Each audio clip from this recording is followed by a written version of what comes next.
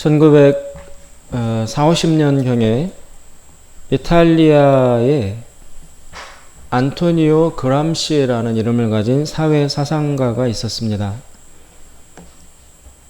이 그람시라는 사람은 당시 이탈리아 사회에 만연했던 빈곤, 불평등, 부정부패와 같은 문제들, 그런 당시 사회적 과제들을 해결하려 했던 열정적인 변혁가였습니다. 그는 그때 당시 이탈리아를 지배하던 무솔리니라는 독재자가 이끌어갔던 독재 정권에 맞서다가 감옥에 갇히게 되었습니다.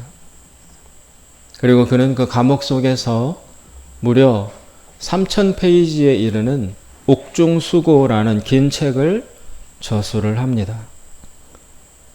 그람시는 감옥에서 이런 한 가지 의문을 깊이 추적해 들어가게 됩니다.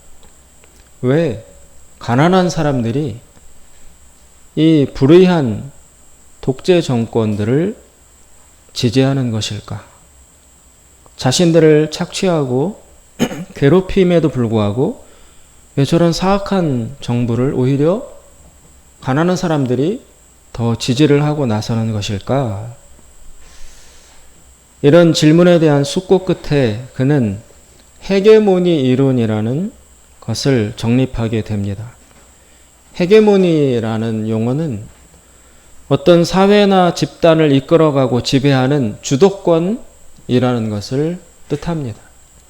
문화적으로, 또 사상적으로, 정치적으로 그 공동체를, 그 사회를 이끌어가는 어떤 주도적 이론이나 주도적 집단, 그런 것을 헤게모니라고 합니다. 즉 주도성, 주도권을 뜻하는 말입니다.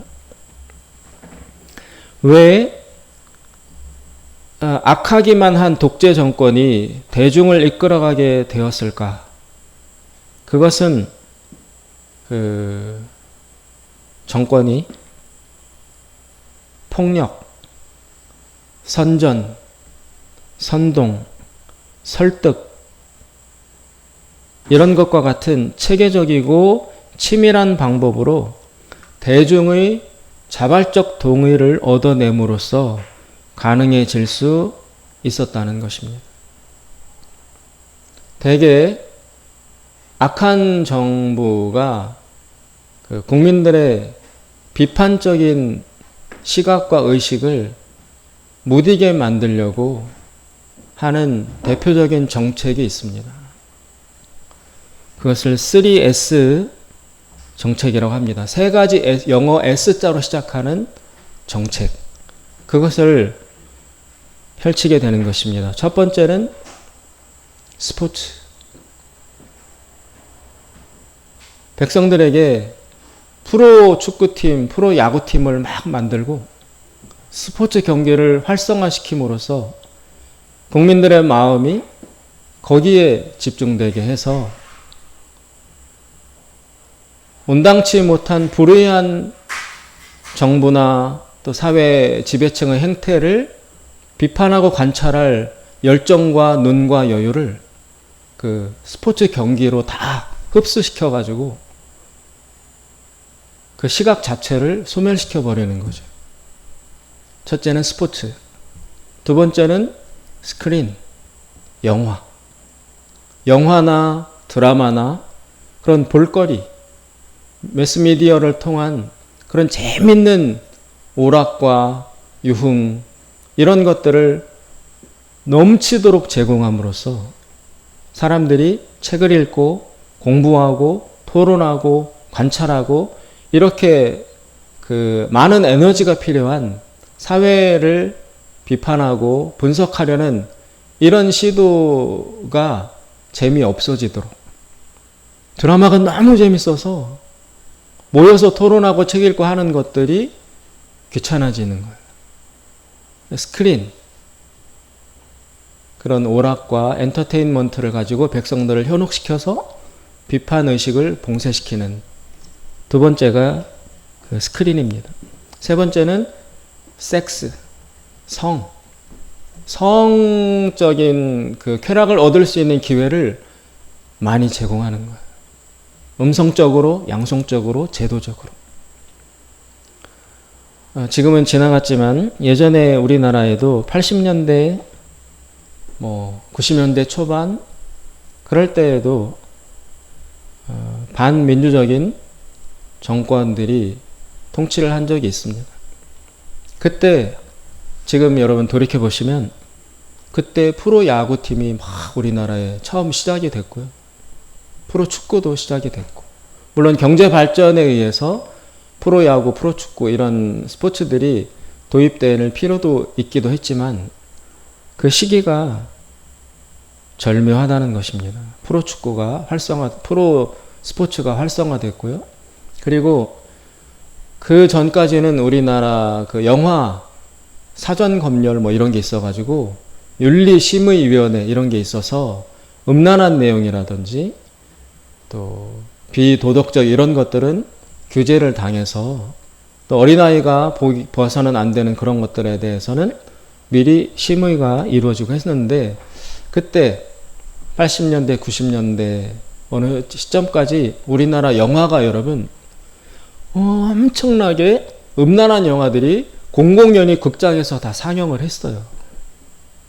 기억해 보시면.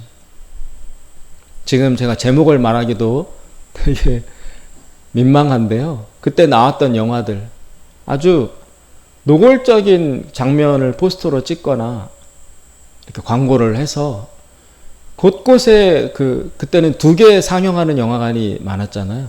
2편을 연속으로.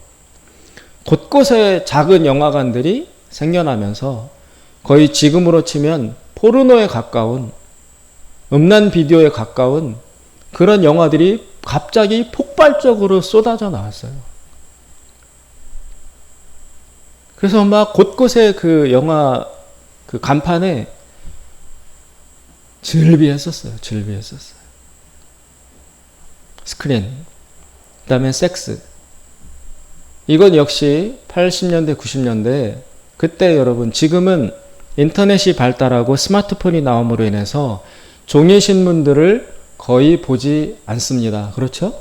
종이신문을 구독을 안 해요. 그런데 그때 8, 90년대는 인터넷이라는 것이 없었어요. 스마트폰도 없었고. 그래서 그때는 모든 소식이 그 공영방송 채널과 신문이었어요. 신문의 황금기가 그 시기였습니다. 그래서 서울에 가보신 적이 있겠지만 그때 전철을 타면 모든 사람들이 전철역에서 신문 하나를 사가지고 전철에서 신문 보고 가는 게 대유행이었어요. 버스를 타도 신문 가판대에서 사서 다 신문 보고, 심지어 고속버스 안에 신문을 비치해 놓고 있다가 승객들에게 보라고 나누어 주기도 했습니다. 그때 그 신문들, 특별히 스포츠 신문들이 그때 우후죽순격으로 쏟아져 나왔는데 그 스포츠 신문마다 다 만화가 있었어요. 만화. 근데 그 만화의 내용이 거의 99% 음란물이었어요. 성적인 내용들. 아주 그림으로 신문마다 거의 음란물에 가까운 내용들이 그림으로 그려져서 전 국민에게 다 무차별적으로 배포가 되었습니다. 스포츠, 스크린, 섹스. 그래서 국민들의 건전한 시각, 비판적인 시각과 의식을 그렇게 봉쇄시키는 거죠. 눈을 어둡게 하는 것이죠. 이런 식의 선전선동 또 그 언론을 장악해서 자기들에게 유리한 뉴스만 나가도록, 불리한 뉴스는 빼도록 다 언론을 또 통제하고 장악하지 않았습니까? 이런 식의 선전, 선동, 설득이라는 체계적이고 치밀한 과정을 거쳐서 대중들이, 국민들이 의식이 세뇌됨에 따라 자발적으로 불의한 권력이지만 자발적으로 그 권력에게 투표를 하고 뽑아주고 지지하도록 하는 그런 자발적 동의를 얻어냄으로써 옳지 않은 권력이 사회를 지배하는 것이 가능해질 수 있었다는 것을 그람시가 알아냈다는 것입니다. 그러면서 이 사람은 한 단계 더 나아가서 그렇다면 이 옳지 못한 권력이 지배하는 사회를 어떻게 민주주의 사회로 바르고 건전한 사회로 되돌릴 수 있을까? 그 방법 역시 불의한 권력이 행했던 그런 설득 과정처럼 이제 사회를 변화시키고자 하는 사람들 역시 똑같은 방식, 그러나 폭력과 거짓 선전이 아닌 민주적이고 정직한 방식으로 점진적으로 대중들을 설득해 감으로써 그들로부터 자발적인 동의를 얻어내어서 권력을 되찾아오자. 이것이 그람시라는 사람이 생각한 헤게모니 장악 이론이라고 합니다. 헤게모니, 그 사회의 주도권, 그것을 누가 쥐느냐에 따라 사회의 방향이 바뀐다는 거죠. 불의한 세력이 헤게모니를 장악하면 사회 전체가 불행해지는 것이고, 의로운 자들이 헤게모니, 즉 지배권, 주도권을 얻게 되면 그 사회의 방향은 밝아지는 것이고, 그래서 헤게모니를 놓고 각 세력들이 싸워 나가는 과정이라는 것입니다. 이 헤게모니 이론은 오늘날 현대 정치뿐만 아니라 시민사회와 또 문화현상, 또 여러 가지 군중심리 이런 것들을 이해하는 데에 매우 중요한 이론으로 사용되고 있습니다. 오늘 우리가 읽은 본문에서 벌어지고 있는 사건이 바로 헤게모니 싸움이라는 것입니다. 즉 헤게모니를 두고 주도권을 두고 전쟁이 벌어지고 있는 상황인 것입니다. 지금 이스라엘은 애굽에서 나와서 가나안이라는 새 목표지를 향하여 나아가는 중간 지점의 광야 가운데에 서 있습니다. 이 중간 지점에서 멈춰 있습니다. 시내산이라는 산 밑에 하나님이 이 이스라엘 백성들을 이끌고 오셔서 여기에 머물러라 라고 말씀하셨어요. 그리고 머물르고 있는 동안 하나님은 모세를 시내산 위로 오라고 하셔서 거기서 이스라엘 백성들이 앞으로 새로운 나라 가나안에 들어가서 이룩하게 될 새 나라에서 어떻게 살아야 하는지의 계명과 법령과 율례 이런 것들을 가르쳐 주시기 시작하셨습니다. 지금 그 하나님으로부터 계명을 받기 위해서 모세가 산 위로 올라갔어요.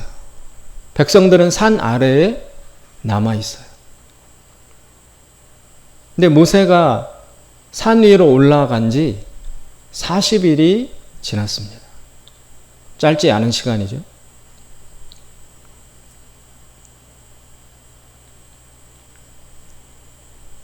그 모세가 하나님께로 올라간 지 40일이 지나도록 돌아오지 않고 있으니까 백성들 사이에서 소요가 일어났습니다. 웅성웅성해지고 말들이 많아지고 주장들이 발생하기 시작했습니다. 그 주장들의 내용을 들여다보면 이런 것입니다. 지금 이스라엘 백성은 애굽에서 나와서 가나안이라는 새 목표를 향하여 가는 중간에 있습니다. 이 중간 지점에서 두드러지게 나타나는 두 세력이 있었습니다. 즉 앞을 지향하는 세력과 앞으로 나아가서 가나안의 새 땅을 건설하고 새 삶을 시작하자라는 것을 지향하는 세력과 옛날 애굽이 더 좋았다. 우리가 굳이 나와서 이고생을 할 이유가 무엇이냐? 그래서 뒤로 복귀하려는 세력과의 대립이 이스라엘의 내부에서 일어나고 있는 것입니다.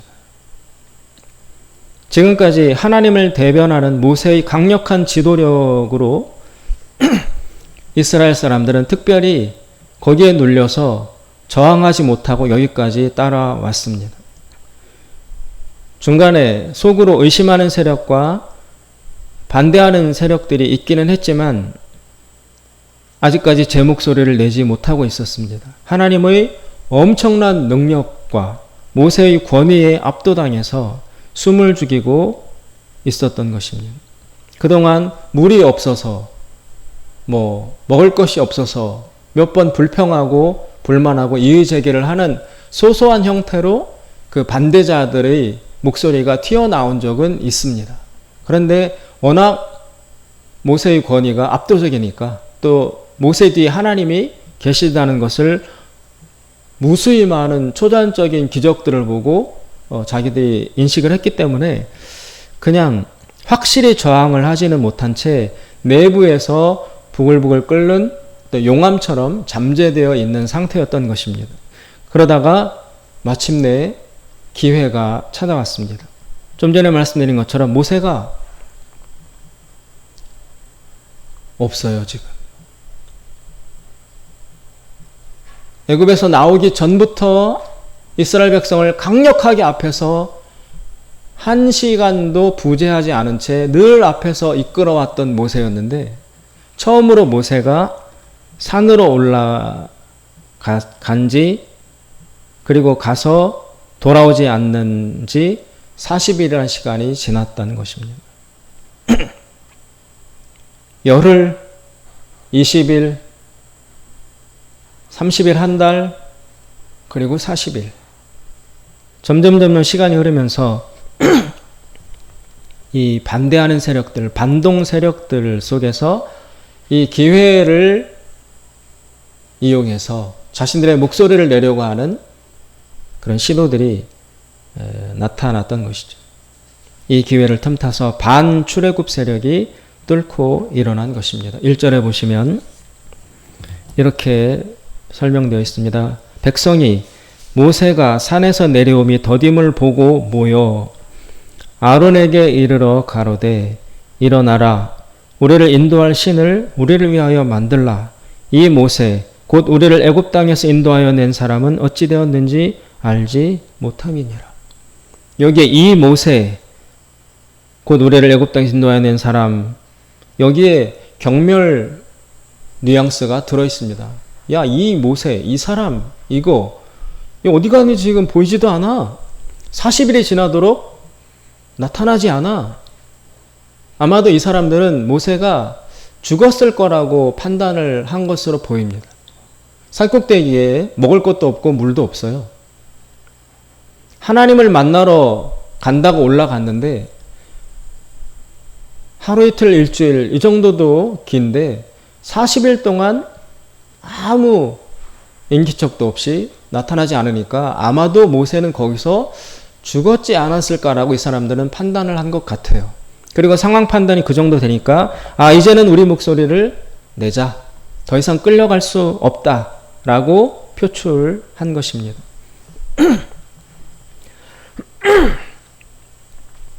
이들의 주장은 이런 것입니다.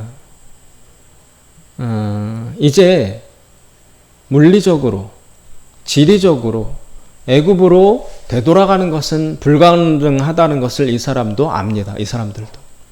다시 애굽으로 돌아가자는 것은 이제는 가능하지 않다는 것을 이 사람들도 압니다. 그래서 애굽으로 도로 복귀하자라는 주장은 하지 않습니다. 그 대신 무엇을 말하냐면 1절 읽은 데 보시면은 아론에게 이르러 가로되 일어나라 우리를 인도할 신을 우리를 위하여 만들라.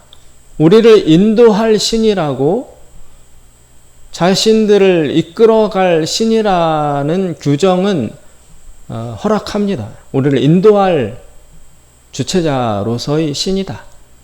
그래서 애굽으로 도로 돌아갈 뜻은 없다는 것은 표명이 되었습니다. 앞으로 나아가기는 할 텐데 그런데 여기서 인도한다는 사실에 이 사람들만의 다른 뜻이 들어있는 것입니다. 지리적으로 우리를 인도하는 신이 아니고 또 애굽으로 복귀할 길을 인도하는 것이 아니고 우리를 정신적으로 인도해 갈 신인데 그런데 그 신은 바로 우리가 만들어 내야 한다. 지리적으로는 애굽으로 돌아가는 것을 주장하지 않지만 그러나 정신적으로는 도로 옛날의 생활과 문화와 습성과 사상으로 도로 복귀하는 것을 이 사람들은 추구하고 있는 것입니다. 그러면서 그들의 그 생각을 표명할, 그들의 생각을 구체화해서 드러낼 권위 체제로 새로운 신이 필요하다. 즉 이 말은 여기까지 우리를 이끌어왔던 모세가 대변했던 여호와 하나님은 우리는 이제 그 관계를 끊는다. 모세가 없지 않느냐. 이 사람들이 참 얕은 생각이 무엇이냐면 모세가 없으면 하나님도 이스라엘 백성과 소통할 길이 이제 완전히 끊겼다라고 판단하는 거예요. 모세가 없으면 하나님이 우리한테 뭘 어떻게 하실 수 있어? 그래서 모세가 없다는 것을 하나님도 부재한다는 것으로 판단해 버립니다. 하나님과의 관계도 모세가 없어지는 것을 계기로 끊어졌다. 하나님과는 우리가 무관한 존재가 되었다라고 생각을 하는 것입니다. 그래서 그 신이 부재한 시점에서 새 신이 필요한데 이때는 아직 무신론이 이렇게 활성화될 수 있을 만큼의 그 인간 발달 단계가 아니었어요. 신이 없이는 이 사람들은 살아갈 수 없는 사회의 단계였습니다. 신이 없다고는 감히 생각할 수 없는 그런 정신적 단계에 있었다는 것입니다. 그래서 모세가 안 보인다고 해서 그럼 하나님도 없고 아무 신도 없이 우리 스스로 독자적으로 인본주의, 인간 중심으로 살아가자라는 주장은 아직 할 단계에 못 됐다는 것입니다. 신은 반드시 있어야 한다. 그러나 여호와는 아니다. 그러면서 새로운 신을 필요로 하는데 그 신은 이렇게 규정하는 것이죠. 우리를 위하여, 우리를 위할 신이다. 우리가 신을 위하는 것이 아니라 우리를 위하여, 우리가 필요로 하는 신이다라고 그 신의 내용을 규정하고, 두 번째는 우리를 인도할 신이다. 이 신은 여러 가지 그 권위와 주권자로서의 무언가를 우리를 가르치고 교훈할 신이 아니고 인도만 하면 돼. 이 문자적으로 인도한다는 것이 앞에서 걸어간다는 뜻이에요. 원문으로 보면. 그래서 단지 우리 앞에서 길만 안내하는 그 정도의 역할만 하는 신이면 된다. 그 신은 존재 자체가 우리를 위해서 일하는 신이다. 우리를 위하여, 우리를 인도할 신이다. 그리고 맨 마지막에 우리가 그 신을 만들어 내야 한다. 즉 주인으로서의 신이 아니라 도구적 신을 필요로 한다는 것입니다. 신은 도구로서만 필요할 뿐이다. 자신들이 그 신을 지배하고 통제할 수 있는 정도로만 신에게 권위를 부여하겠다라는 것입니다. 그래서 그런 그 내부적 의도를 가지고 이인자인 아론을 찾아와서 그 신을 만들어 내라 라고 데모를 지금 일으키고 있는 것입니다. 이 아론은 모세의 형입니다. 그러나 이 아론의 행동을 보면 이 본문에서 기회주의자로서의 속성이 확연히 드러납니다. 아마도 아론은 모세보다 형인데, 그리고 모세보다 말을 굉장히 잘했어요. 그래서 하나님이 모세가 나는 말을 잘 못합니다 그랬더니, 야, 말 잘하는 너 형 아론이 있지 않느냐?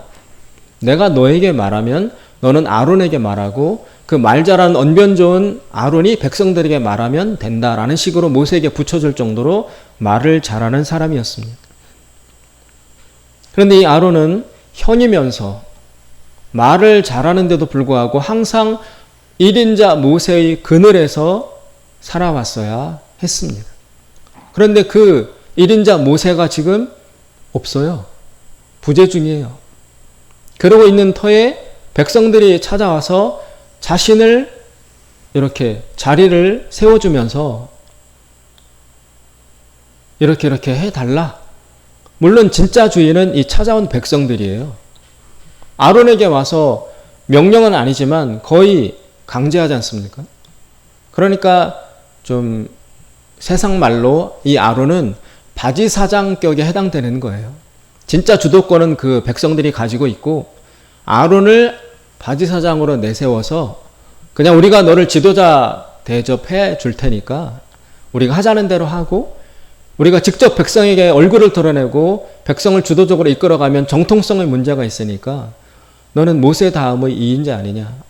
그러니까 그 외적 권위를 활용하고 실제 지배는 우리가 하고 이런 식으로 협업을 해서 백성들을 전체적으로 헤게모니를 장악해서 우리가 원하는 방향으로 지리적으로 애굽으로 돌아가는 건 아니지만 모든 생각과 생활과 가치와 이 사회 풍습이나 전체를 다 하나님이 이끌어 가시는 새로운 나라 거기에 맞출 것이 아니라 우리에게 익숙했던 옛날 방식 그것으로 다 복귀시키는 일을 이제부터 하자.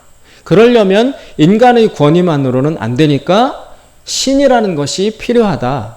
여호와 하나님을 대체할 새로운 신적 권위가 필요하니까 아론 만들어내라 라고 제안을 한 것입니다. 그것을 아론은 덥석 받아들입니다.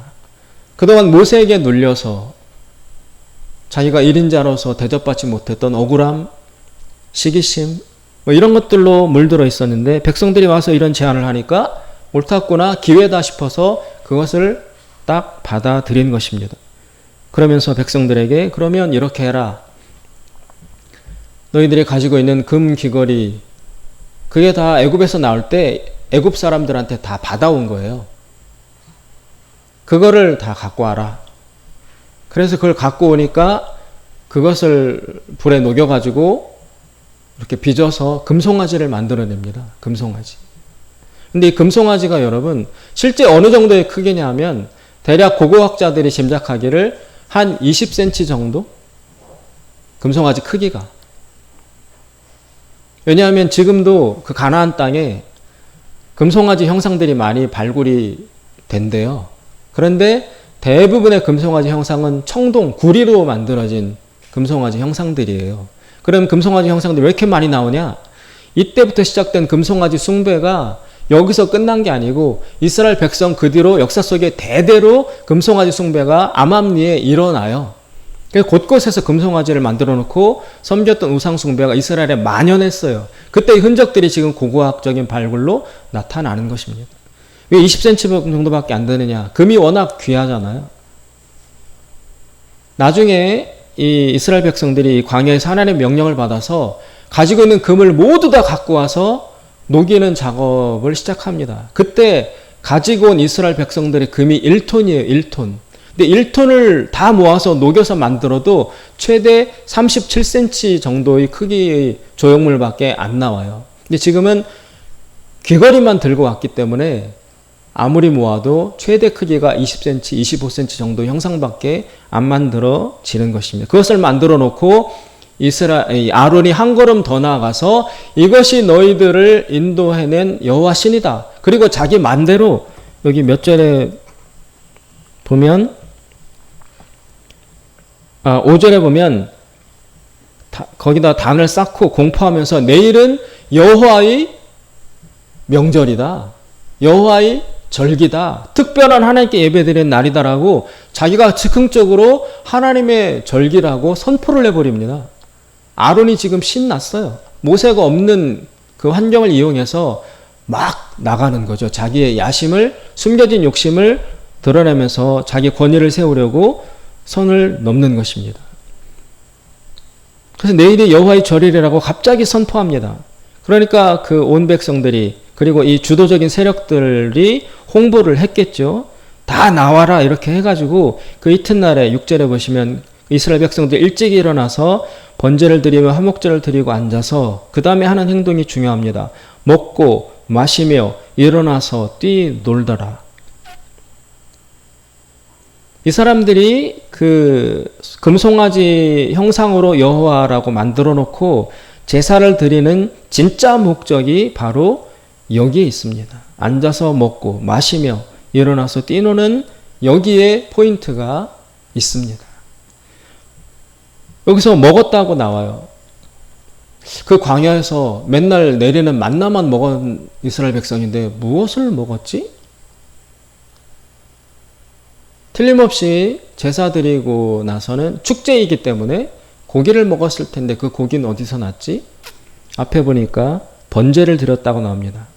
하나님 앞에 제물을 다 태워서 연기를 드리는 게 번제입니다. 그 다음에 화목제를 드렸다고 나와요. 화목제는 고기를 소나 양 이런 걸 잡아서 고기를 바치되 홀딱 다 태워서 바치는 게 아니고 일부를 바치고 일부는 도로 받아가지고 백성들끼리 나눠 먹는 게 화목제예요. 화목제는 서로 간의 친교를 위해서 드리는 제사가 화목제예요.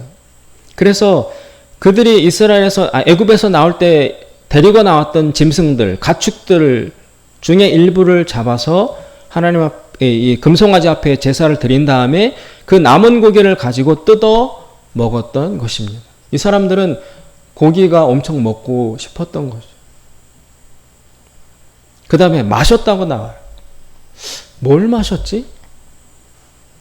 여러분, 고기를 백성들이 막 기쁘게 모여서 축제식으로 고기를 뜯는다. 거기에 반드시 빠져서는 안 될 게 뭘까요? 물? 사이다? 술이죠. 술. 마셨다고 나온 거 보니 분명히 술을 마셨다는 것을 알 수 있습니다. 이 술은 어디서 났지? 어쨌든 그것도 자기들끼리 급하게 뭘 빚어가지고 술을 만들어 낸 것이 확실합니다.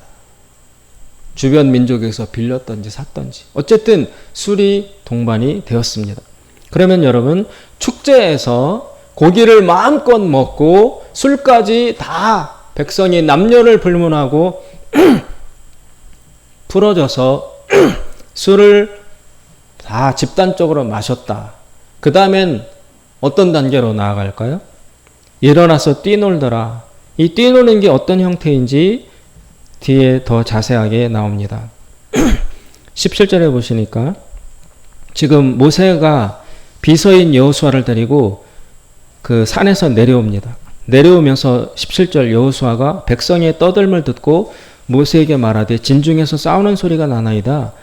산에서 점점 내려올수록 밑에 남아있던 백성들로부터 큰 소리가 들려오기 시작했던 것입니다. 그것을 보고 여호수아는 저거 싸우는 소리 아닙니까? 라고 모세에게 물었어요. 18절 모세가 대답을 하되 이는 승전가도 아니요 패하여 부르짖는 소리도 아니라 나의 듣기에는 노래하는 소리로다.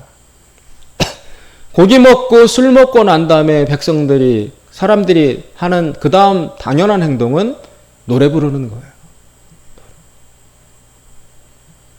그 다음에 19절로 넘어가시면 진에 백성들이 모여있는 진영에 가까이 이르러 보니까 송아지를 봤어요. 금송아지 만들어 놓은 거. 그 다음에 그 춤추는 것을 보고 대노하여. 일어나서 뛰논다는 게 뭐냐면 술에 잔뜩 취해서 노래 부르고 춤추는 것. 그게 바로 이 금송아지를 모셔놓고 그 앞에서 드리는 제사의 결과입니다. 그러면 아론은 왜 백성들이 신을 만들어 달라 할 때 왜 금송아지를 만들었을까? 애굽에서 익숙하게 늘 보아왔던 신이 바로 금송아지 신이었어요. 아론이 종교적 천재가 아니기 때문에 신을 만들어내라니까 결국 애굽에서 익숙하게 봤던 것을 만들어냈던 것이고 그 금송아지한테 드리는 제사 형태도 애굽에서 무수히 보고 자신들이 익숙히 알아왔던 것을 백성들은 행하고 있는 것입니다. 즉 옛날로 완벽하게 돌아간 것입니다. 종교적인 문화가 옛날로 복귀한다면 나머지 모든 정치, 사회, 경제, 문화의 질서가 고스란히 복귀할 수밖에 없습니다. 당시는 종교적 권위가 최상 권위였기 때문에 예배의 형태가 옛날로 복귀했다, 옛날 신으로 돌아갔다는 것은 모든 사회 질서와 방향성이 다 옛날로 복귀했다는 것을 의미합니다. 그래서 지금 하나님과 모세에게 반역하고자 하는, 옛날로 돌아가고자 하는 그 일부 세력들의 헤게모니 장악의 시도가 성공을 한 것입니다. 다 옛날로 다 돌아갔어요. 그러면 이 사람들이 추구하는 그 옛날로 복귀하고자 하는, 그때 섬겼던 우상을 모시고자 하는 그런 시도의 근본에는 어떤 의도들이 들어있다는 것인가? 이 우상을 만들어낸다는 것은 아까도 말했던 것처럼 우리를 위하여 우리가 만들어낸 신이다라는 것이 정의 내려져 있습니다. 인본주의. 그래 자신들의 욕망과 탐욕을 거기다 투사하는 것입니다. 그리고 당대의 우상 숭배 제도에는 지배층들의 이익이 다 반영되어 있는 종교체제고 질서예요. 그래서 이 사람들은 진보적인 앞으로 나아가는 새 것을 건설하는 데 반대할 수밖에 없습니다. 그래서 이런 집단들을 일컬어 수구 집단이라고 하죠. 수구. 숫자는 지킬 수, 구는 옛 구, 옛 질서를, 옛 가치를, 옛 사회체제를 우리는 지키려 한다가 수구의 정의입니다. 수구 세력. 예를 들면 우리나라가 일제시대 때 일본의 지배를 받았습니다. 그러면 그 일본의 식민지 지배가 고통스럽긴 했지만 일본의 식민지 지배가 36년이나 진행이 되다 보니까 당연히 그 일부 사람들 중에 일본의 세력에게 결탁해서 독립을 포기하고 자신들의 이익을 누리던 집단들이 있었을 거 아니에요. 일부는 독립을 추구하고 독립을 추구해서 새 나라를 건설하려는 그런 시도에 대해서 일본의 보호를 받으며 이익을 누리고 있던 집단들은 새롭게 진행되는 진보와 독립이 실릴 것 아닙니까? 그러니까 여전히 일본의 지배 아래 여전히 붙어있는 것이 좋다라고 옛 질서를, 식민지 질서를 그대로 지키려는 세력들, 수구 세력이 있었던 것입니다. 지금 이스라엘에도 동일한 현상이 일어나고 있습니다. 반면에 하나님은 애굽이라는 우상 숭배로 나타나는 비인간적인 질서와 사회를 새롭게 바꾸는 시도를 지금 해 나가고 계십니다. 우상을 깨뜨리고 정말 인간을 사랑하는 참된 신이신 하나님이 다스리시는 나라로 만들어 가고자 하십니다. 그리고 하나님은 백성들에게, 국민들에게 정의를 요구하고 정직을 요구하고 거룩할 것을 요청하고 계십니다. 그 내용이 바로 지난주에 배웠던 10계명에 나타나 있습니다. 거짓말하지 말라, 남의 물건 훔치지 마라, 살인하지 말라, 간음하지 말라, 부모님을 공경해라. 일주일 일하거나 6일을 일하고 나면 너 자신도 쉬지만 너 밑에 고용되어 있는 일꾼들도 다 쉬게 해줘라. 이런 식의 사회의 정의가 실현되기를 하나님은 강력히 요구하고 계십니다. 개혁을 일으키고자 하십니다. 그런데 그것을 반대하는 수구 세력들이 아론을 내세우면서 지금 모세가 없는 틈을 타서 반동 시도를 하고 있는 것입니다.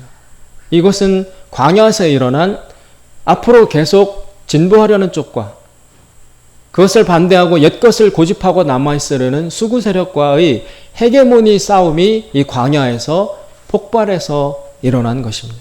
모세가 없는 틈이라는 기회를 이용하여 그 두 세력이 충돌을 한 것입니다.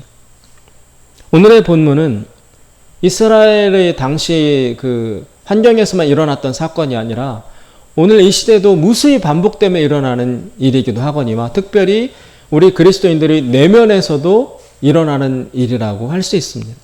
우리가 예전에 믿지 않는 자로 살다가 하나님을 받아들이고 믿는 자의 생활을 시작을 했습니다. 그러나 살아나가면서 예전에 우리가 살았던 그 습성, 하나님 없이 살았던 그때의 가치관, 끊임없이 그것으로 돌아가려는 충동과 욕구와 관성들이 우리 내면에도 늘 있다는 것이죠. 하나님은 거룩을 요구하고 정직을 요구하십니다. 십계명을 가르치십니다. 그것을 지키려 하다가도 틈만 나면 우리 역시 우리 내면에서 타협하려 하고 전진하려 하지 않고 옛날로 돌아가려고 하는 그런 헤게모니를 둔 영적인 싸움이 우리 안에서 날마다 일어난다는 것입니다. 이 싸움의 결과 모세가 내려와서 그 하나님께 받은 돌판을 깨뜨리면서 진노하고 백성 중에 3,000명을 쳐서 죽이고 그러면서 간신히 진압이 되었습니다. 하나님은 이 우상숭배로 돌아간 이 백성들을 일컬어서 한마디로 규정하십니다. 7절에 보시면 여호와께서 모세에게 이르시되 너는 내려가라. 내가 애굽 땅에서 인도하여 낸 내 백성이 부패하였도다. 이스라엘이 이 옛날로 복귀하려는 이 시도를 하나님은 한마디로 정의 내리시기를 부패라고 규정하십니다. 그럼 부패는 무슨 말이죠? 썩었다라는 거예요. 썩었다. 다른 말로 하면 세균에 감염되었다. 이 감염이 지속이 되면 그 본체 숙주마저 죽일 수 있습니다. 장에 염증이 생겼다. 그거를 방치하면 나중에는 복막염 되고 폐혈증, 혈액에까지 균이 침투해서 생명을 잃을 수도 있습니다. 그래서 지금 일어난 이 부패, 이것을 제압하지 아니하면 이스라엘 백성 전체가 썩어서 멸망당할 수 있는 그런 단계라는 것입니다. 부패라고 이야기하십니다.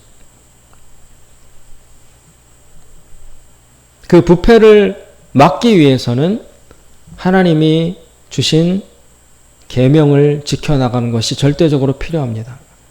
그래서 8절에 보시면 그들이 내가 그들에게 명한 길을 속히 떠나, 여기서 그들에게 명한 길, 하나님이 주신 10계명으로 대변되는 하나님의 가르침, 이것을 떠나면은 곧바로 부패로 이어지는 것입니다.